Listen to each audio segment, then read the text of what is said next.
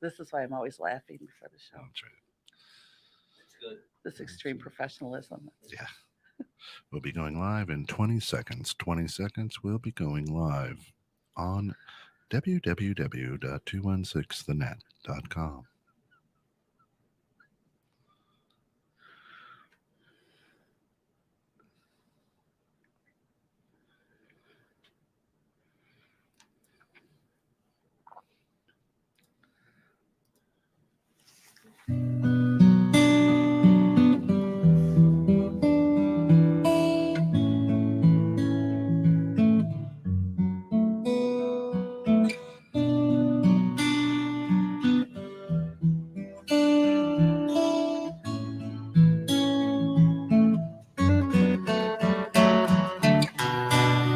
Welcome to Lisa's Changing Perceptions.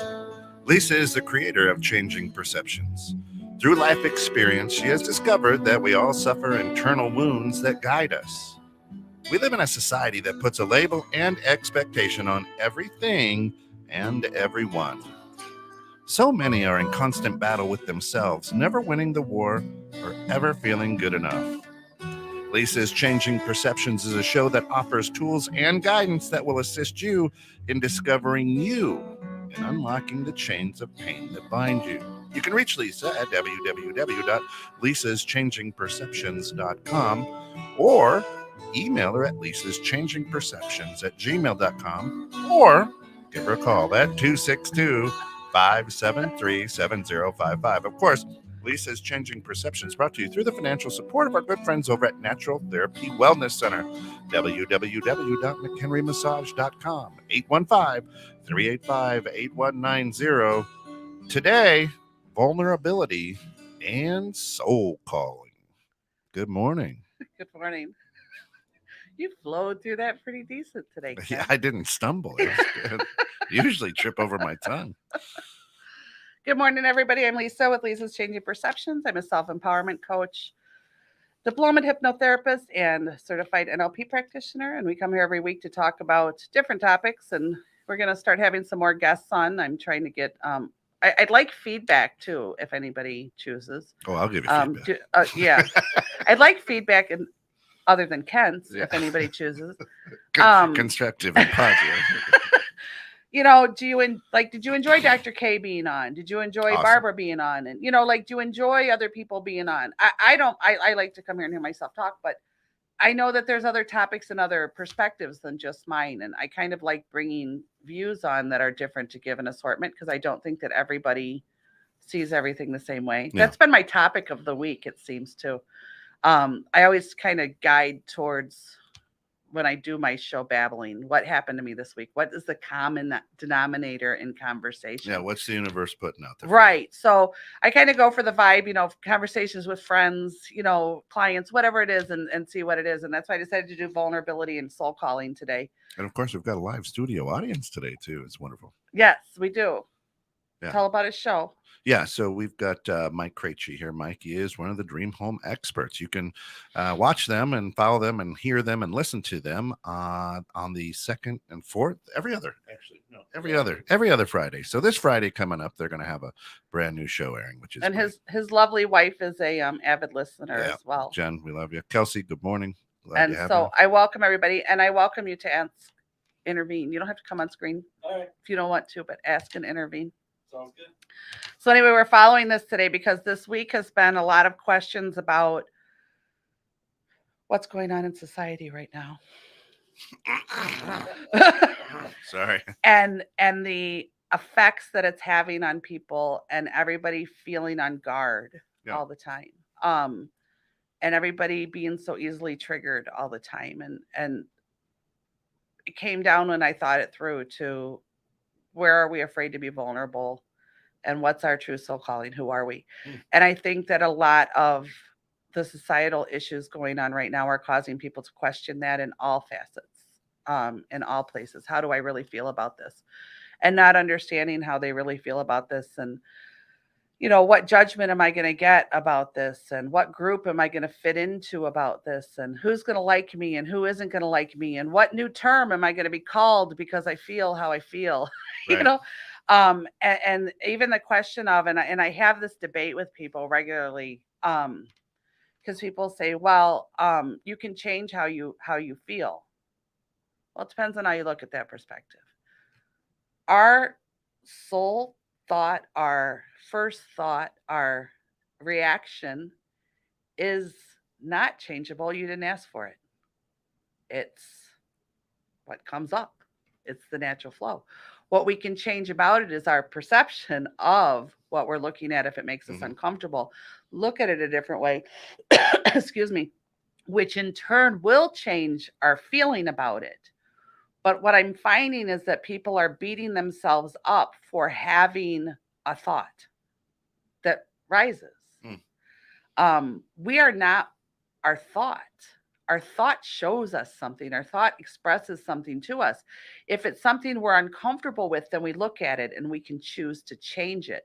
But to beat yourself up because you had an anger or a judgment or something that just flowed up, you didn't ask to have that. But if it's something you don't feel comfortable with, if it's something that you're not in agreement with now, with your life experiences and stuff that have changed, look at it. To run from it and bury it, you're only keeping it. Look at it. Why do you feel that way? How did you see that? Why did you see it that way? How are you seeing it differently now? Kind of break it down, and that's how you will change how you feel about something. But to beat yourself up because a thought or a feeling rose, so it's self-defeating. So I struggle with this, right? Okay. Because, and I'm not saying this to be funny. I'm saying this because it's true. One of my triggers is stupidity, and I'm surrounded by it a lot, right? I mean, you just stupidity, and I just I feel myself getting angry and want to slap people like, you're stupid, right? And I do. I'm trying to be very mindful. Why is their stupidity triggering me? But well, and right? then you could also get into the degree of what is actually stupid. Without saying any names. No, you're not allowed to go there. This is a concept, and Kent's not allowed to do this. No, right. But what is actually stupid? Because what's stupid to one person may not be stupid to another. And it also depends on life experience. So yes, there's people who choose not to put effort into expanding their horizons. Okay. And there's other people that choose to, but they haven't had experiences that have brought them a certain conclusion.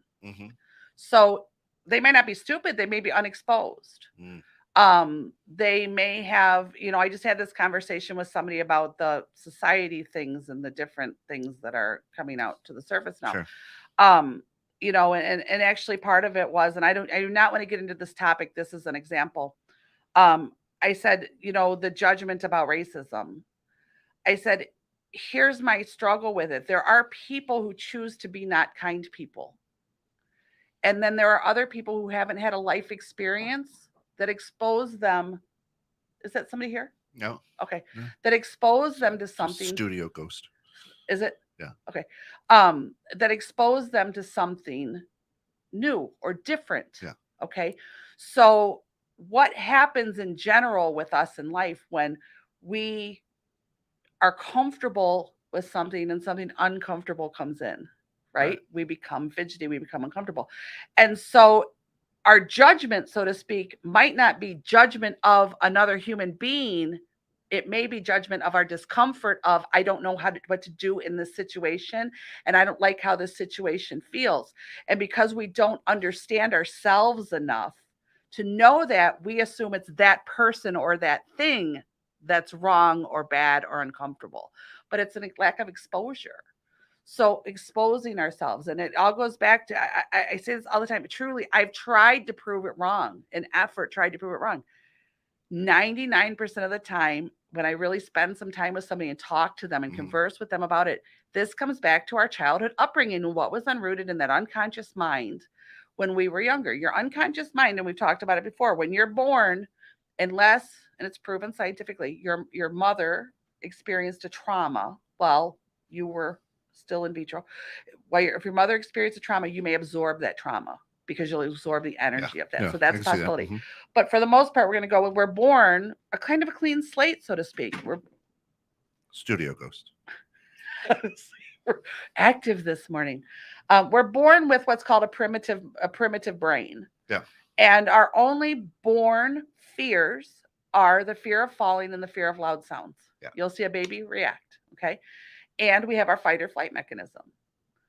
Then from birth till 8 or 9 years old, we're basically a human sponge. We're absorbing everything around us. We're making decisions. Does this make me feel good? Does this make me feel bad?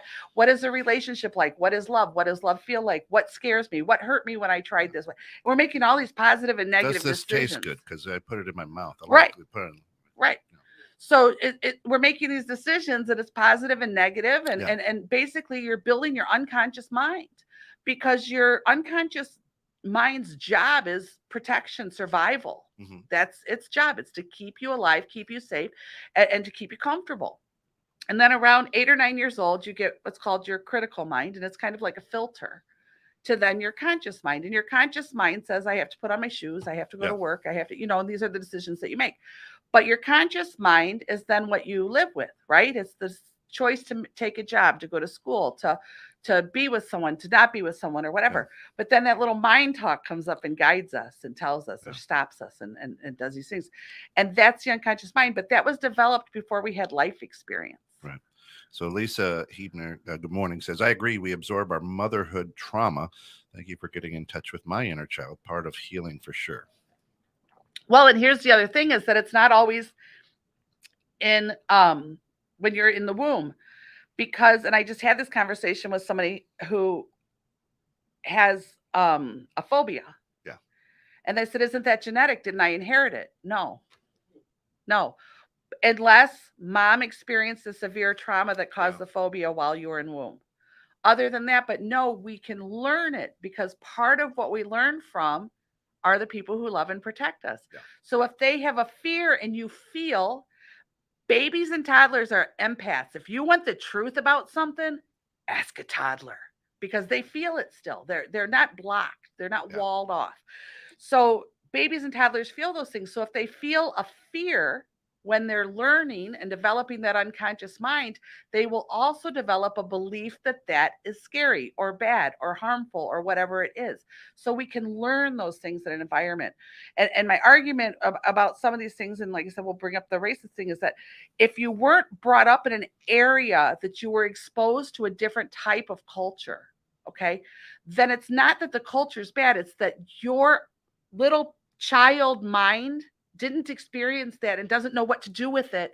Therefore, it's so uncomfortable, I have to get away. And we misconceive our discomfort with the unknown with something being bad.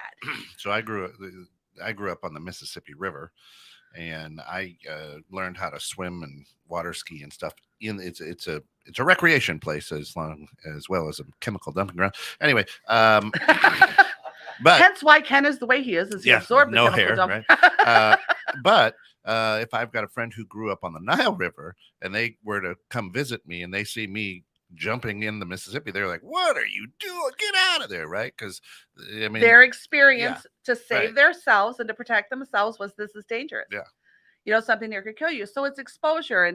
And we showed the show today is vulnerability and soul calling, and it kind of does all lead into this, because what happens naturally, and we don't really do it on purpose, is we learn how to protect ourselves from harm. We learn how to protect ourselves from discomfort. We learn how to accept ourselves some sadness, all these things. And we end up kind of building a wall around our heart, right? Yeah. And one of the meditations actually or self-hypnosis tapes is going to be removing that, because we put this wall around us, and we're protecting ourselves because it hurts to have your heart broken. It hurts to be disappointed. It hurts to feel unwanted. It hurts to feel these things. And we learn that. So we learn that if we don't do these things and we don't offer these things, then therefore they won't hurt us. But what are we losing the experience of by not allowing ourselves the risk, so to speak, of that? Right. And that's really, to me, what vulnerability is. Do I offer myself out there in a way that's open enough that, yes, I could get hurt, but also I could receive? Because when we're so walled off and we're so afraid, we're not able to let anything in our heart either. And I talk to people who either want relationships or are in divorce or, whatever it is. And they say, well, I want somebody who's like this, all these wonderful, thoughtful, accepting. I want them to accept me just how I am and all these things. It's like, cool. So are you willing to put yourself out there exactly how you are to allow someone to accept you exactly how you are? Yeah. Well, once I know they will, right, Wall. We're not going to take the risk. We're not going to allow that vulnerability out. So how much of you is really getting shown? And I use the example of this because how many times do you run into somebody who meets somebody and they are the bomb? Right. They are absolutely the perfect human being met, and they were created just for me. And it's the honeymoon period, right? Yeah. And then what happens? People become more comfortable. So the wall starts to come down a little bit. Wall starts to come down. Well, wait a minute, you weren't like that before. Right. Because you weren't comfortable enough to express who you are. Right. So by going out and saying, I want somebody who accepts me how I am, exactly how I am, you need to just be exactly how you are. Yeah. You're giving a false persona. And here's the soul calling part. Are you even happy doing that? How comfortable is it to be out in the world afraid of everything? Out in the world, Wow. afraid of what every single person thinks and what every single person does. Now, again, whenever I say these things is with exception to causing harm to another human being. Always. Don't. Just stop. But when we start to learn, somebody asked me, and this is going to come across crude, but it's just the truth. A very close friend of mine asked me, when did you, because I'm still learning it, but there was a time I was very, no, I can't, don't expose. And even hid my mediumship and everything. Then she said, when did you learn, between losing my child and losing my husband and losing everything I own, you know what I mean? Like there were all these experiences. She said, how did you learn to come out of that and still be happy and still be positive and still see the best in it? I said, when I learned to say, fuck it. Yeah. I spent 40 years of my life, 50 years of my life. Oh my God, but this person expects this from me. And oh, how will this look to this person? And you know what happened?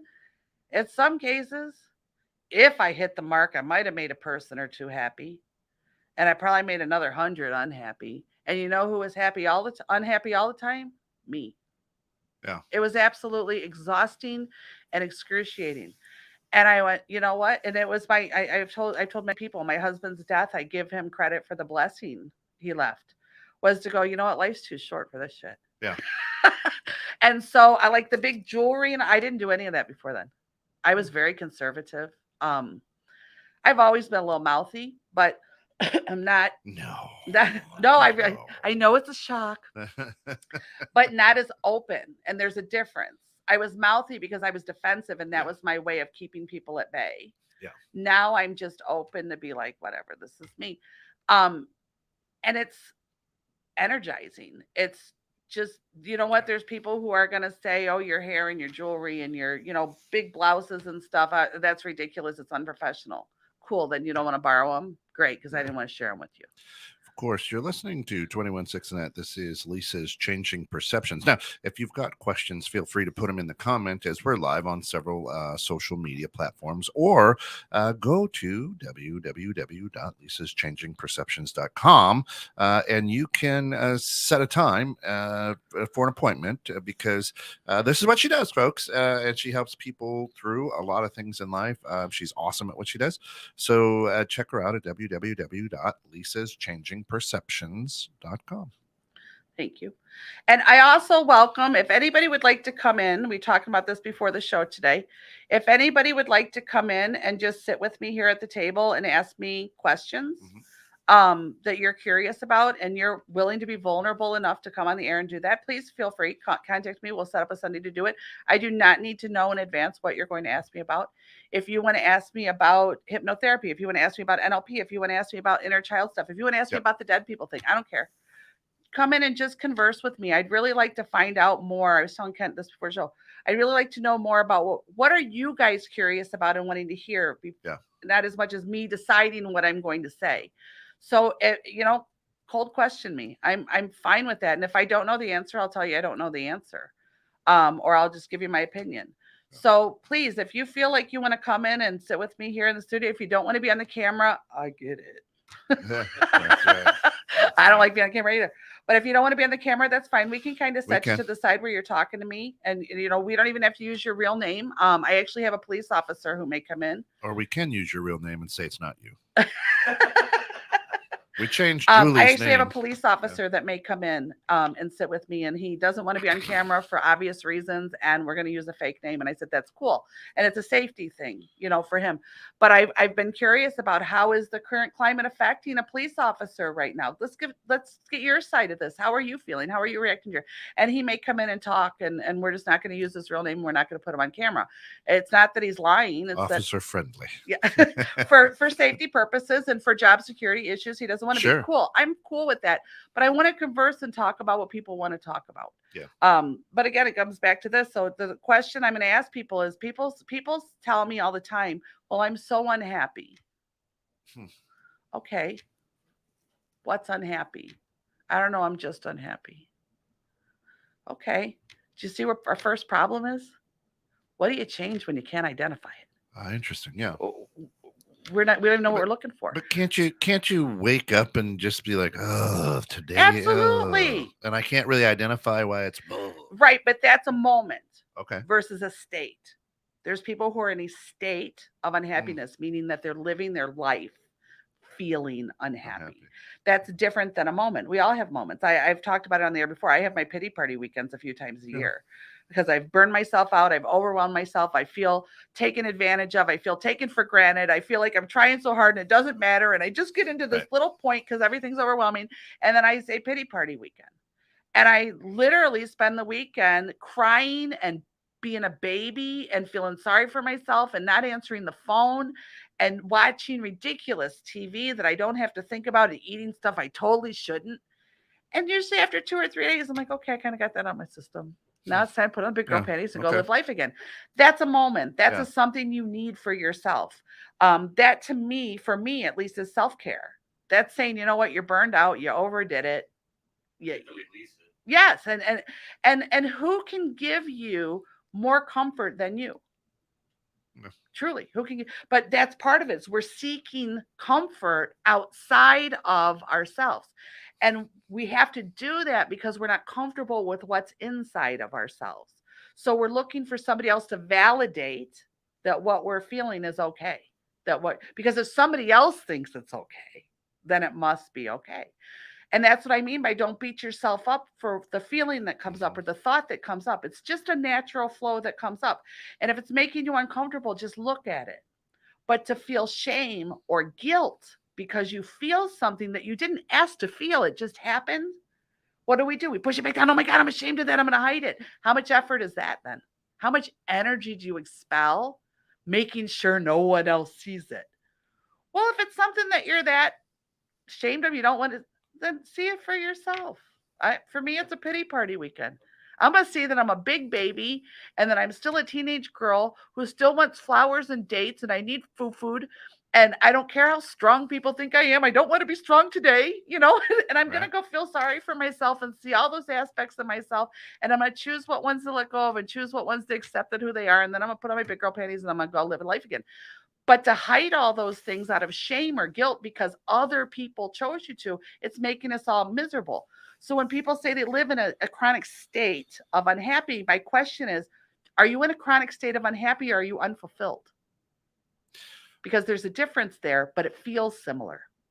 Oh, I think we all are. That's the way the universe is marketing things to us. That's the way our intake is pointing. It wants us to live in that state of fight all the time, if that makes sense. I don't know that I agree with that 100%. I think that we have a state of peace when we can accept the fact that it's brought to us to see. So the state of fight is that constant search to me, in my opinion. It's that constant search. And when we're in a constant search, it's kind of like the greyhound chasing the rabbit that it's never going to catch. Because we're just in a constant search of what we want to feel. But we can't identify what it is we're missing. Okay. So we're chasing the thing we're never going to catch. because we don't know what it is. Just like when people come into the office and say, okay, what brought you here today? Well, what made you want to come visit? Something made you call, Well, I want to feel happiness and peace. Okay. What is happiness and peace? Yeah. So yeah, and Shana. What is that to you? Good morning, Shana. Good morning, Shana. Thanks for joining. Absolutely, love what she said, and that's kind of where I was going too. Sometimes I feel that overwhelm and discontent is a societal expectation. Happy people are often treated with suspicion. Keep the circle small is my motto. And she says the fight is in trying to keep true to ourselves. Well, right. So when you say that's a society thing, it may be a society thing, but the choice to accept society's view is our own. There's the difference. So yes, society, and we've talked about it before. One of the forgiveness things I went through with my father when I started on this journey was because we did not get along. And I were very lockhorns all the time. And when I finally decided I was tired of being mad at him, and I was tired of blaming him for my misery, I had to kind of go on a search. And it was when I opened up to the spirituality and the mediumship and all these things opened. And when I became a Reiki master and things opened, just all these energies open. I went, okay, I don't want to feel this way anymore. I don't want to be mad anymore. How do I stop it? Because now by this time I'm 40 years old. It's kind of time to quit blaming my dad. I've been married for 20 years now. It's probably time to start. And I had a really nice husband. He wasn't reflective of my father. So I was like, okay. So I kind of went through that. And I said, what is the problem? And through a process, I realized, I said, okay, you know what? I'm going to detach the word dad. Because society has an expectation for what dad is, right? Look at TV shows, look at movies. There's an expectation of what a dad is. And I'm like, and if you really sat down and looked at what those expectations are, they're almost unmeetable. Oh, yeah. In the real life, they're almost unmeetable. So I detached the word dad and I went, okay, he was a person. And at one time he was a little boy. What do you know about his upbringing? What do you know about what was around him? Then he was a teenager. What do you know about what happened to him in his teenage years? Then at 17, he joined the military to get out of his home, to go try and build a life, and he was out on his own at 17. And he went and did these things, and he had his own issues from his own child. You know what I mean? All these things. And when you started to look at him as a person, although I don't agree with some of the things he chose as a parent, I can see where they came from. And I was able to see that he did the best he could with what he had. And it wasn't out of anger and spite. It was actually out of love. He just had a different perception of how to do that. And I just had this conversation with my mom because my dad used to say some things that still to this day creep up there. And I battle. And I said, and it's really funny because I always said, why would he say something like that? Why would he say something like that? And when I was able to detach the emotional reaction to it and the wounds from it, it was funny because I said it was a warped sense of reverse psychology. By telling me I was these things, the truth is I've always been a little bit of, if you tell me I can't, even if I didn't want to, I'm going to do it twice. I've been that way since I was really little. So in a weird way, it was his way of going, if I tell her she's going to be this, she's not going to be this because I told her she's going to be this. And when I was able to detach, was it right? Probably not. There's probably better ways to do it.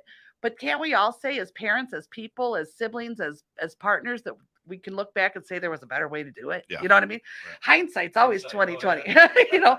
And I thought, okay, that's weird. And I said, and you know what's even funnier is, in a weird way, it worked. And it worked, because had I not had that, my demeanor, which was a struggle, I was a rough kid. I remember hearing my dad had punished me, and I remember hearing my dad and my mom fighting about this, and my mom will probably remember this too.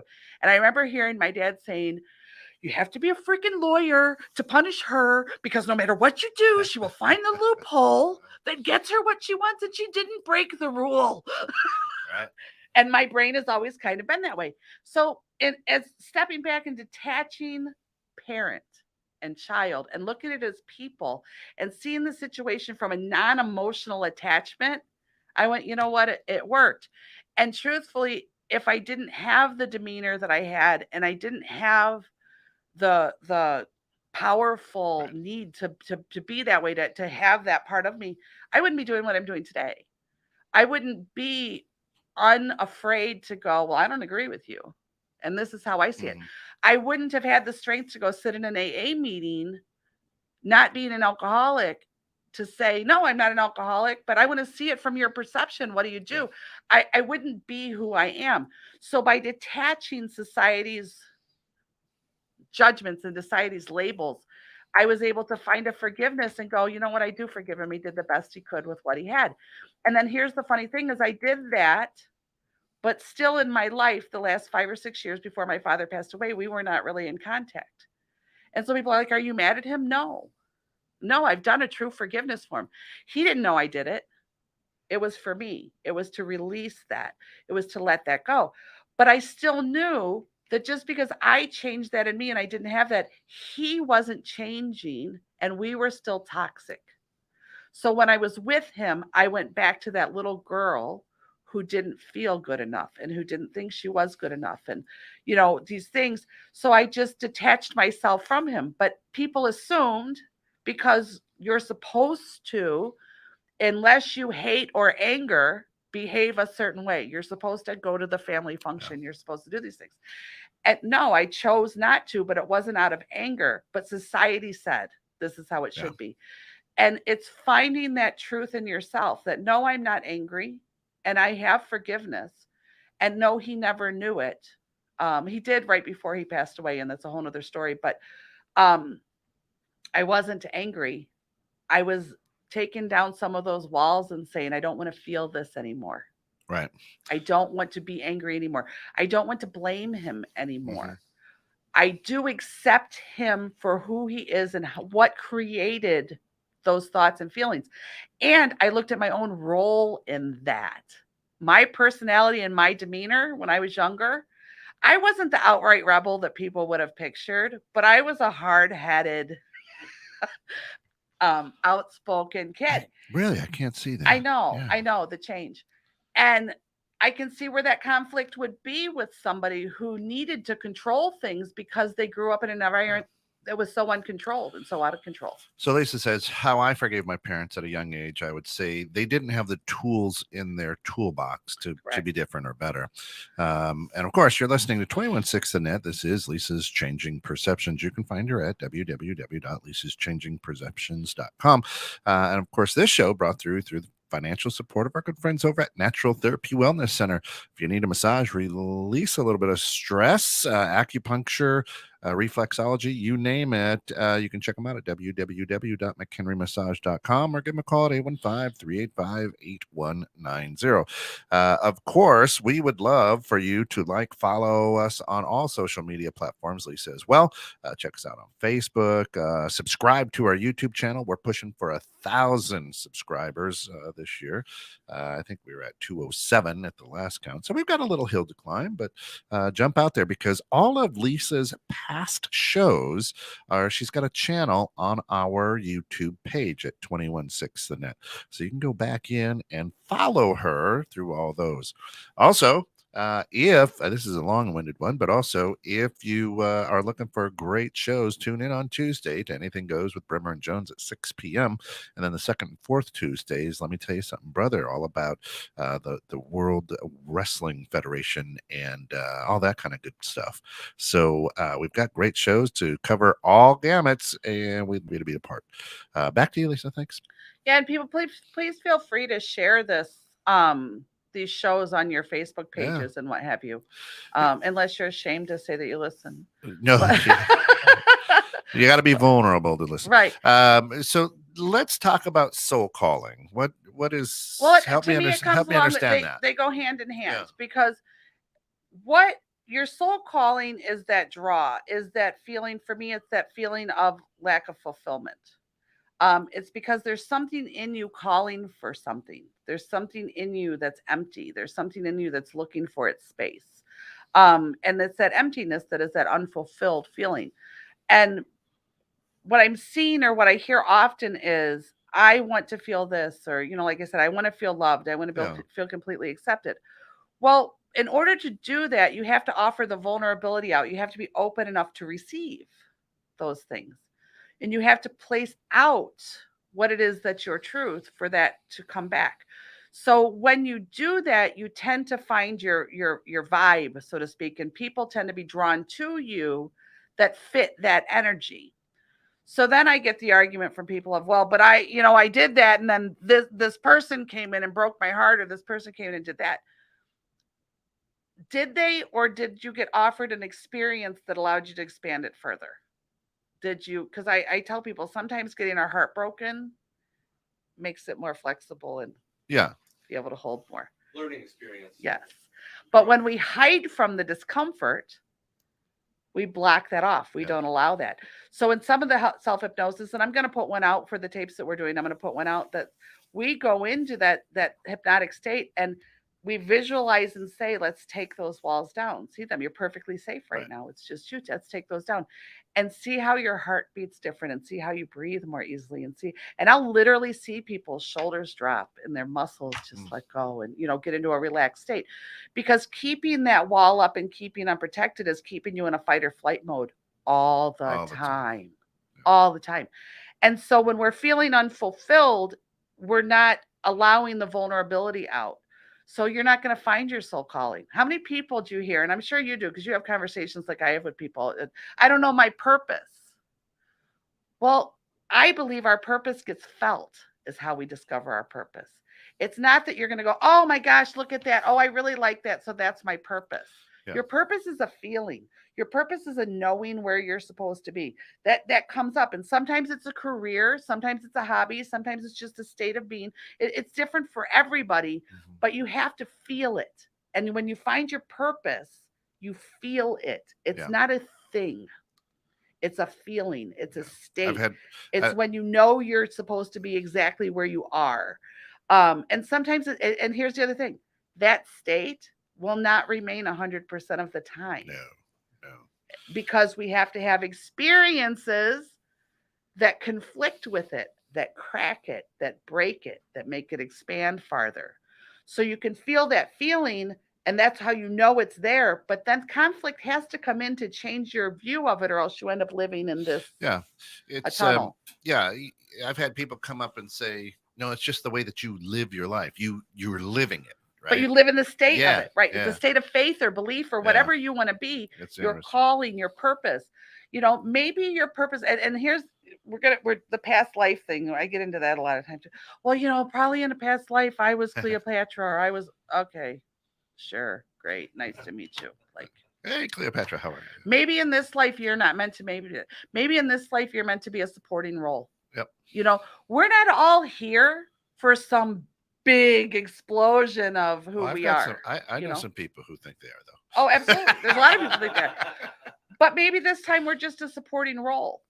Yeah. Maybe your calling is to be the person who's understanding and supportive. Yeah. Maybe, it's different for everybody. Are you at peace the majority of the time with who you are? Yeah. So Shayna says, I love watching passionate people coach children, especially in team sports. The best coaches hone in on what motivates each individual to get the best team result. If the coach isn't too much in their ego, they can be pivotal in helping kids to learn what those drivers are. I've seen this as a soul call for some. Well, and that's the thing, and that's another thing that comes up as far as the soul calling and the vulnerability. When I have people come in the office, I'm like, what are you looking for? I want to be more motivated to get things done. Yep. Okay, fair enough. We can work with that. What motivates you? I don't know. I just want to be able to get that done. Right. There's our problem is. Our problem isn't that you're not getting it done. It's that you don't know what your motivation is. Yeah. You don't know what that feeling is. You don't know what brings that up. You don't remember what that feels like. So let's go there. Yeah. And sometimes I have asked, this is actually makes me sad sometimes, but we still work with it, is I'll say, do you remember even a moment in your life where you felt motivated and that you could do anything? Yeah. Even for a moment, and it doesn't have to be that you lived your life that way, but even for a moment. And I've actually had people say no, which makes me sad. And oddly, we can probably find one when we dig a little bit, but there are people who can't actually pull up a recall of feeling that ever. But if we can find that moment, what we do is we go into a self-hypnotic state or into a hypnotic state and we relive that moment. Yeah. We go back to that moment, because oftentimes what happens is we've forgotten what it feels like to feel that way. So we can't identify it when it comes. Yeah. So Shana says, I've heard that state referred to a time altering feeling. When you are in your bliss time passes faster somehow. Yeah, because you're just time. I've referred to it as time stands still almost, because you're not even paying attention to time. You just feel it. The part that I think there's a lot of misconception from is that people expect to remain in that state all the time. Yeah. That's a very high vibrational energetic state, but it should still be you can still search for it. You can still go for it. You can still follow it, but you're learning as you go. That's what the path or the journey is, to learn as you go, but to find it. But there's people who actually can't find it because they don't even recall it. Maybe it's buried in guilt. Maybe it's buried in shame. Maybe it's, for whatever somebody's life experiences, is buried. So if we can, when we go into some of the self-hypnosis or in the office or what have you, we'll get to a state where your unconscious mind will let go of inhibitions and we're safe and we're relaxed. And when we do that, we'll allow that to flow open. And it's a whole process. That's just for those who ask me this. I am not magic. That is my education as to how to help somebody get to that. Right. My heart is the magic that wants you to. There's the difference. So people think I have this magic thumb. They're going to come into the office and I have my thumb on their forehead, and then they're going to leave in an hour and it's all going to be good. Because there are people who are hypnotists that can allow you to feel that. And you know what happens as soon as you're out of that environment and out of that state? You still feel like shit again. Yep. So I'm into no, let's go into your heart. Let's go in and feel that again for you. Let's go dig for it. But to allow yourself to feel that state again. And some people, it does take a hypnosis, because we have to get down those walls. We've got to get down those barriers. They're just overprotected. And to feel that state again, your brain then recalls that. Yeah. And when you can recall that, you search for it. Who goes and searches for something bad? Right. I mean, very few people. Some of them self-sabotage. That's a whole nother show. But we go searching. We search for the feeling. Yeah. But if you don't remember what that feeling is, then you don't even think it's a possible feeling. So you stay in a state of unhappy and unfulfilled. Yeah. Does that make sense? Yep. So by allowing the walls to come down, allowing yourself to be vulnerable, because face it, when we're happy, when we're at peace, when we're not on guard, we are vulnerable. Right. Because someone could hurt us. We're soft. Somebody could break that feeling. There's the other thing is, can they really hurt us? Let's take crime out of the picture we're talking about. Right. Can they really hurt us? Or are we afraid of losing the state of being that we're in? I think that's it. That's probably why I get triggered by stupidity, because I like to be in a good state all the time, and stupidity. And it's not possible. Yeah. But what if somebody altering that is showing you your own ego? Right. I mean, face it, what are our control issues? What are our judgments? What are our deciding what somebody else should do? We're deciding that somebody else should comfort us and make us feel comfortable, because our ego says that this is the state it's supposed to be, versus we are supposed to be, or we feel comfortable and we want someone else to. This is going to get, I hope I can do this right, because if not, it'll cause all kinds of blow up. Somebody asked me the other day where I feel like some conflict is happening in the world right now. And I said, it's funny because people see me and they think of me as strong and outspoken. And, I'm all up for a good debate, right. I'm all, and you can be totally opposite of me and I'm still cool with that. And I'm not afraid of it. That's fine. But yet I like it that my boyfriend holds the door open for me, and I enjoy cooking dinner. And this is you want to see what pisses women off right now? I actually make his plate and bring it to the table and set it down in front of him. Is he there? Yeah. No, I just pretend. There's a picture. No, what's wrong with that? Because what is your life experience? That you're married, that you're in a family, that you have kids, and now often in society that's looked at as the bad or wrong thing now, that's the wrong way to be. And I said, but see, that's where the conflict is, because why do I have to change to make you more comfortable? Because when I was married and had children and I was a mom and I was a room mom and I was happy. Yeah. It really, that was me. That was who I was. Does that mean you have to be? Absolutely not. But I don't have to change because you decided for you that wasn't the right way to be. Right, but you're not doing, well, maybe you are, but I mean, you're doing it because it makes you feel good. Correct. Right. Correct. And the example I give for that, I'll just say everybody knows my husband passed away, and my boyfriend now, he was driving truck at one time. And he got up at 3 o'clock in the morning. And I have this weird thing that I actually calculated after my husband died, had I gotten up for work with him and had coffee or something with him for 30 minutes, how over 25 years, how much time I lost by being lazy and staying in bed. Mm-hmm. How much time did I lose? Think of 25 years, 30 minutes, 5 days a week, that adds up to time. So he knew that. And so I would get up at 3 and he'd go and get showered and, ready for work. And I would go make the lunch and fill the thermos and have all that stuff ready. And then he got up a half an hour earlier because then we'd spend a half an hour having coffee and talking before he went to work. And that was very important to me because I'm like, this is valuable time. Not to mention at 3 or 4 o'clock in the morning, the world is peaceful. Very peaceful. The world is asleep. The energy of everything is different, right? Yeah. And oh my God, why do you get up? You don't have to get up. Oh my God, that's the honeymoon period. And I'm like, no, for me, that's a very valuable time. And he always would come out and go, honey, you don't have to do this. And I go, I know. And the day you tell me I have to is the last lunch, the last thermos you get. It's not going to happen. But it did. It made me feel good. And I said, because in my life experience, I learned, God, you didn't get out of bed. And how much time did you lose? God, you quit making his lunches, And I'd say, so no, when you're out in the truck, your truck breaks down or, you're stuck or whatever. I know you have food, you have coffee. And when you open it, you knew I loved you enough to make it. That's important to me. Why is that important to me? Because when my husband died, it made me go, whoo, look at you. Look at all the things you missed. Look at all the things you were so guarded for. Look at all the ways you looked at this.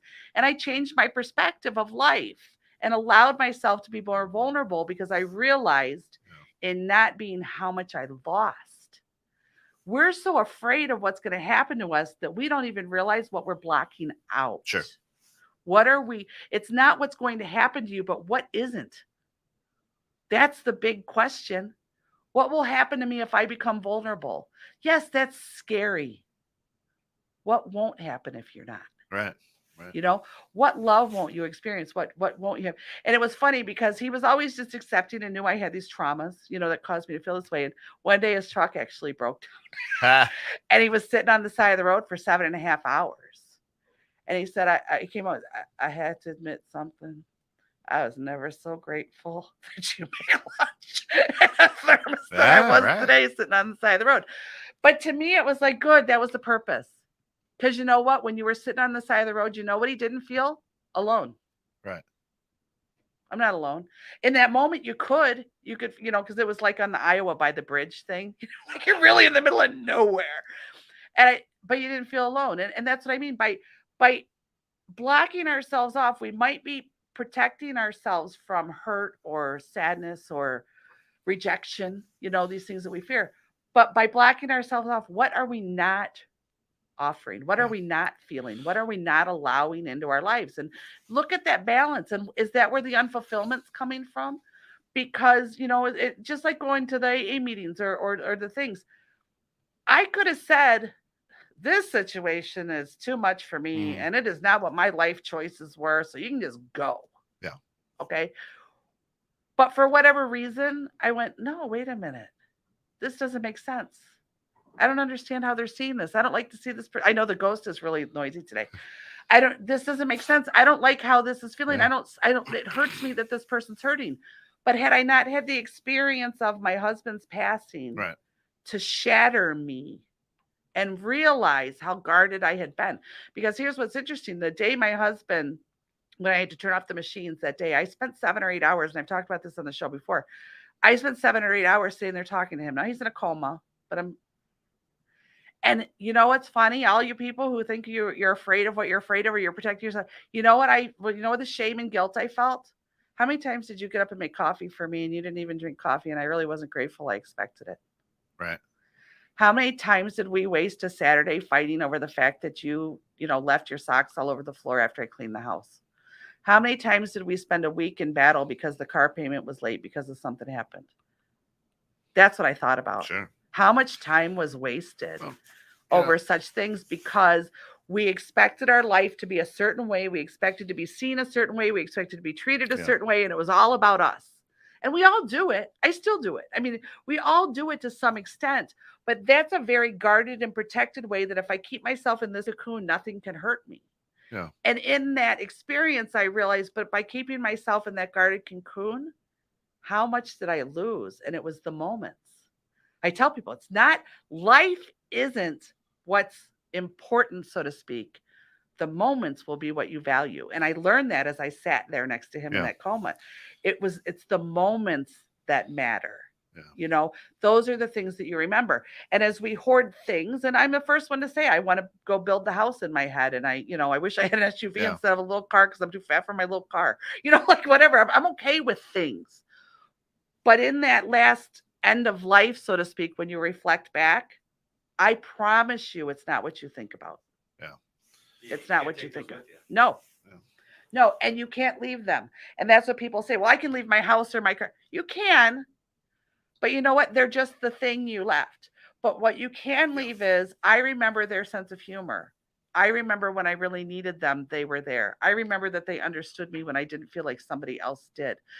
I remember that they supported me. I remember. That's what you leave with someone.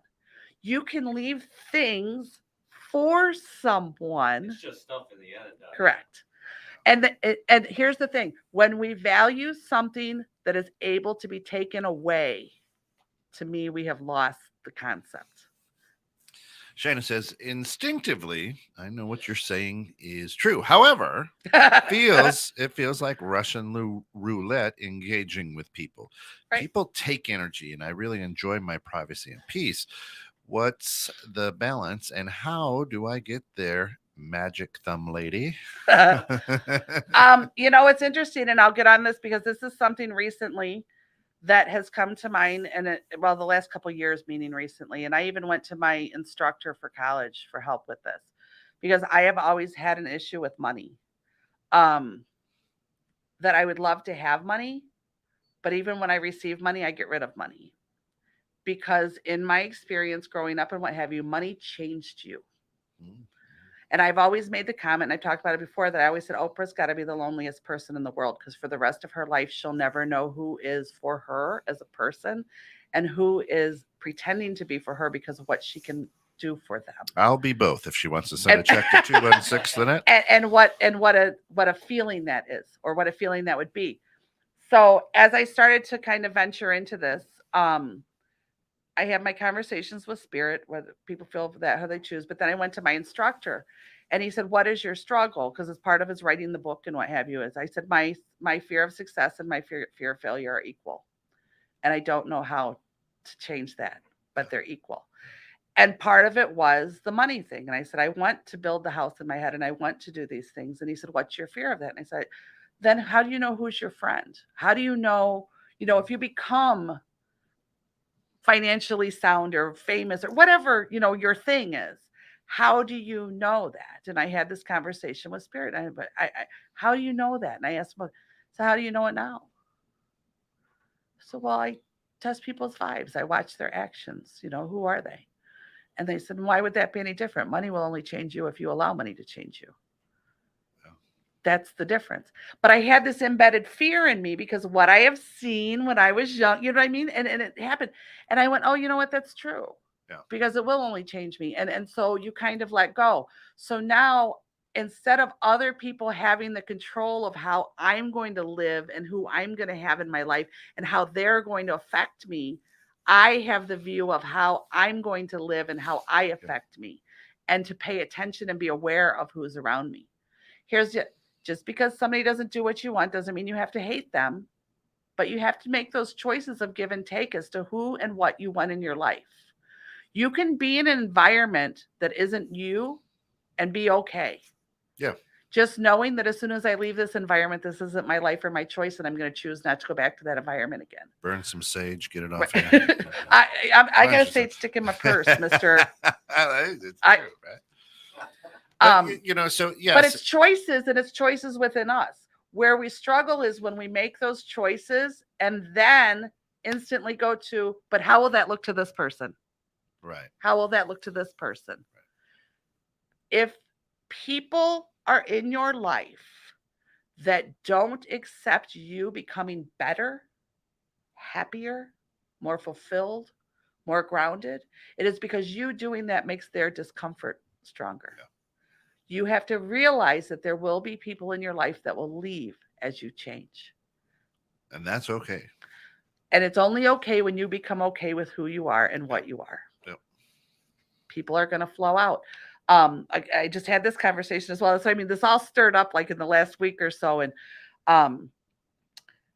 even in households and environments that are toxic or unhealthy, when one person starts to do self-recovery, self-repair, so whatever word you want to use for it, you'll see the rest of the family attack. Now they're becoming better, so that doesn't make sense, right? Mhm. Why are you uncomfortable with somebody else becoming better, becoming stronger, becoming happier, becoming more confident? Because now you no longer have that person as part of your blame. Now they're a reflection of possibility that you don't want to do. Mhm. And as long as they'll stay within your toxicity can feel normal. But if the person changes and becomes more sound, or maybe even chooses to leave the environment because the environment's no longer healthy, now you can't use that person as one of your reasons Right. for behaving how you're behaving. Now they're a reflection of possibility and your own bullshit. So they'll drag them back and drag them back and drag them back. And that's why you can choose to find what fulfills you and makes you more comfortable. And you can choose to walk away without hate. Why do we even gaslight on occasion an argument or gaslight? Because there's a part of us searching for the reason to leave that's viable. If I can make this person react in this way, then I can still be an asshole and leave, and I had a right to leave them. Versus becoming comfortable with yourself and saying, you know what? I'm not angry with them, but that environment no longer feeds what I'm feeling, and it's time for me to just step away and to step away in peace. Yeah. Step away in peace. And we don't want to step away in peace because it might be judged that we walked away, Right. judged that you quit. Judged by the negative people. Absolutely. So eliminating the negativity out Exactly. of And just like I said, when not just the experience of my life, but when I talk to people who are in recovery, what's the first thing that happens when somebody gets sober, whether it be alcohol, drugs, whatever it is? All of their friends ditch them. That's right. At first, they'll hang around for a little bit. Oh, come on, one won't hurt you. You've done so good. They're trying to suck you back in because now your change is reflecting something different to them. So in your change, it's reflecting what they know. Okay, I'm getting the 3 minutes on. It's reflecting what they already have a little urge of inside. They need to change. But as long as they can stay around people who are the same way, they don't need to change because then it's accepted. You're comforting me. You're making me say that if you're right, I'm right. You know what I mean? And then when somebody changes, all of a sudden, oh shit. Now that little thing in me is showing a little bit more. I have to leave and not be around you. So Shayna has a good topic for a series for you: how to step away in peace. P-E. Oh, girl. P-E-A-C-E. Yeah, not pieces, right? Not pieces, but peace. Peace. Yeah, that could be a whole series. Yeah. Because it's a hard thing to do, and in some aspects, I'm still learning it, and in some aspects, I feel like I've come a long way, and I think that is kind of part of our true. People say, "What is the meaning of life?"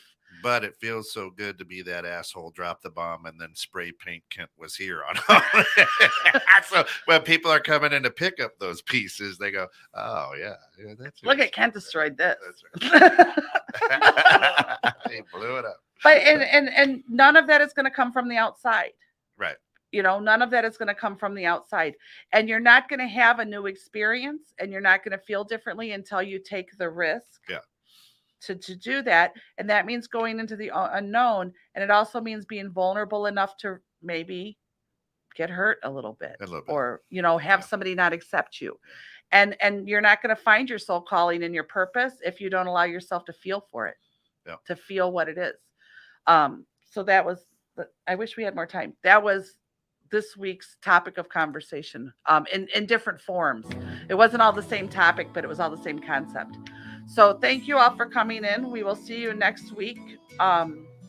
and talk about whatever comes up, I guess. Yep, absolutely great stuff. Again, you can reach Lisa anytime during the week. Just email her at lisaschangingperceptions@gmail.com or shoot us an email right here at 216 The Net.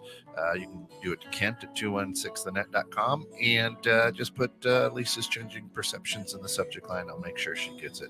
For all of us here and for our good friends over at Natural Therapy Wellness Center, thanks for getting caught in the net this morning. Remember to be good and to be good to each other. And don't forget, I'll send in an email if you'd like to come in and just sit and talk to me. Happy to.